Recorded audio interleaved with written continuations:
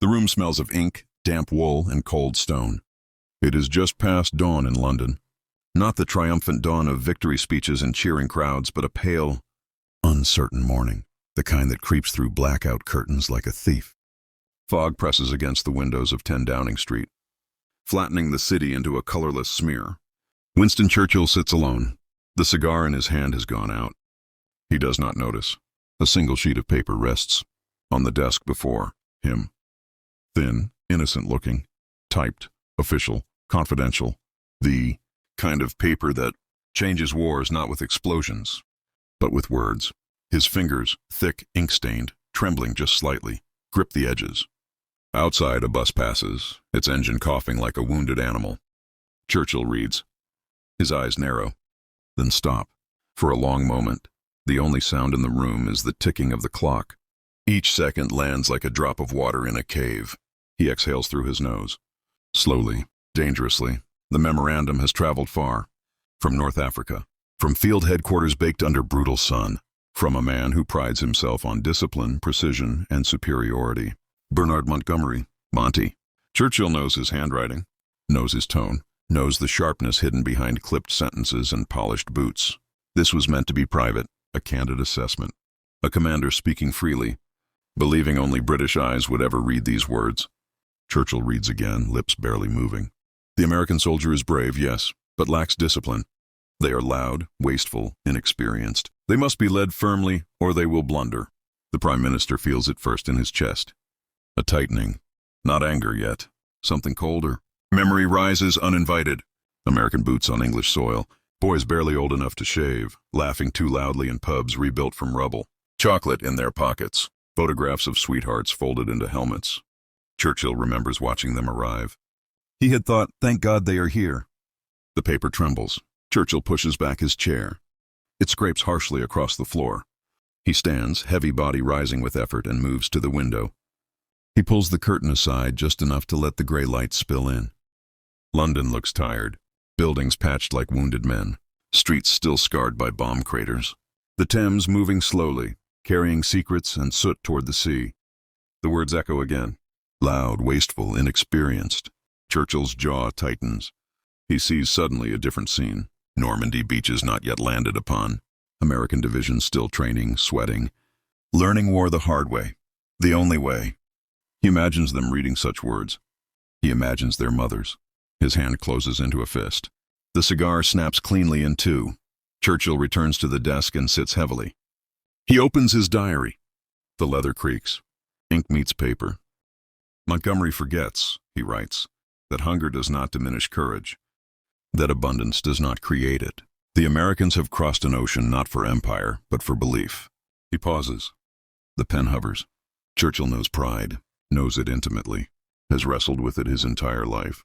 He recognizes it now, not in himself, but in Monty's words. British pride, old pride, empire pride. A pride that sometimes blinds. A memory surfaces from a dinner weeks earlier. An American general, awkward in formal wear, apologizing for not knowing the correct fork. Churchill had waved it away. Forks don't win wars, he had said. Men do. Now he wonders if Montgomery ever noticed the same humility, or if he mistook it for weakness. Churchill thinks of America itself. Intact cities, factories untouched by bombs, families sleeping without sirens, a nation entering war not out of desperation but choice. And still, they came, crossed the Atlantic, died on foreign soil, for villages they could not pronounce. The thought burns. Churchill feels it now, the internal conflict. Gratitude for Montgomery's victories, shame for his arrogance, fear for what such thinking could poison. Alliances, Churchill knows, are more fragile than armies. The door opens quietly. A secretary pauses, sensing the temperature of the room. Churchill does not look up. Leave it, he says softly. When the door closes, he speaks aloud, not to anyone present, but to history itself. They are not children, he murmurs. They are not fools. He picks up the memorandum again, reads the line once more. Then, with deliberate care, he takes a red pencil. He draws a single decisive line through Montgomery's words. In the margin he writes, unworthy. Another line, short-sighted. Another, dangerous. His breathing steadies. The anger has crystallized into resolve. He knows what must be done. That evening, Churchill dictates a reply. His voice is calm, measured, deadly precise. General Montgomery must be reminded that wars are not won by nations alone, but by trust between them. He pauses, looks out the window once more. The American soldier may lack your polish, Bernard, but he does not lack heart. And heart, in the end, is what holds the line when discipline shatters. The typist stops. Churchill adds one final sentence quietly. We must never confuse our allies' differences with inferiority. When the letter is finished, Churchill leans back. Exhaustion washes over him like a tide. The fog outside begins to lift. Somewhere across the ocean, American soldiers are drilling, laughing, complaining, preparing to die for a land not their own. Churchill closes his eyes.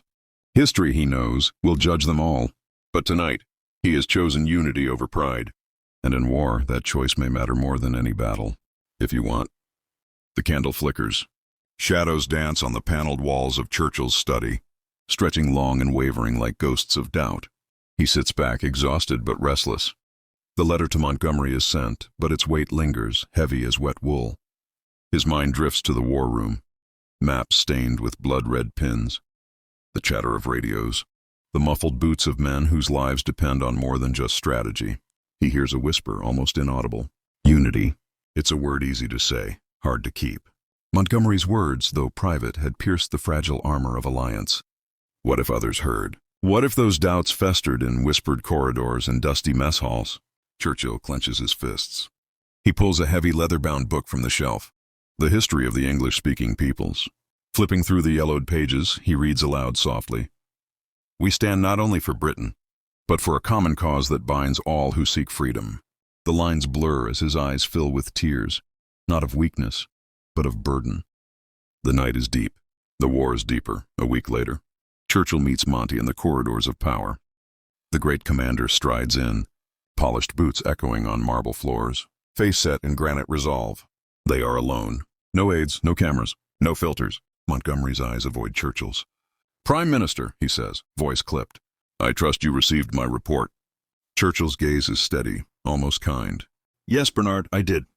He lets the silence stretch like a taut wire. Then quietly, war is won on many fronts, not all of them visible on maps. Montgomery shifts, uncomfortable. You underestimate the challenges our American allies face. Churchill continues. But I fear you have also underestimated their strengths. Montgomery's mouth tightens. You speak as if you know them. I know their courage, Churchill says, and their heart. Montgomery finally meets his gaze. For all your words, Winston, he says slowly. I worry what this division will cost us. Churchill's reply is barely a whisper. Perhaps it is the cost of pride. Back in solitude, Churchill writes in his diary again. The pen scratches across the page, urgent and uneven.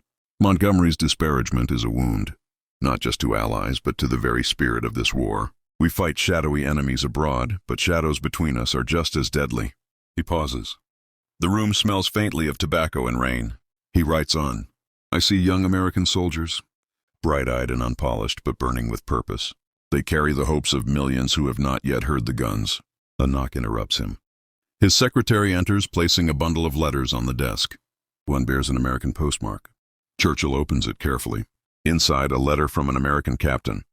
Mr. Churchill, your words remind us that courage is more than medals or discipline. It is the will to stand together when all else is lost. The Prime Minister folds the letter, a rare smile breaking through. Weeks pass. Churchill watches newsreels of American troops landing in Normandy. Fierce and relentless. The faces are young, dirt-streaked, and unyielding. He recalls Montgomery's words one last time, but now they feel like a distant echo. In a public speech, Churchill chooses his words with care. He speaks of unity, of shared sacrifice, of respect earned in the blood and mud of battle. The cameras capture his every gesture. The world listens. And for a moment, the fragile alliance shines. Night falls once more. Churchill stands at the window of 10 Downing Street. The city below hums with the restless energy of war. He whispers almost to himself. To judge without understanding is to invite defeat. He lights a fresh cigar. The smoke curls upward, mixing with the fog. His eyes close. The burden of leadership weighs heavy, but so does a quiet hope. That even in war, humanity might find a way to endure.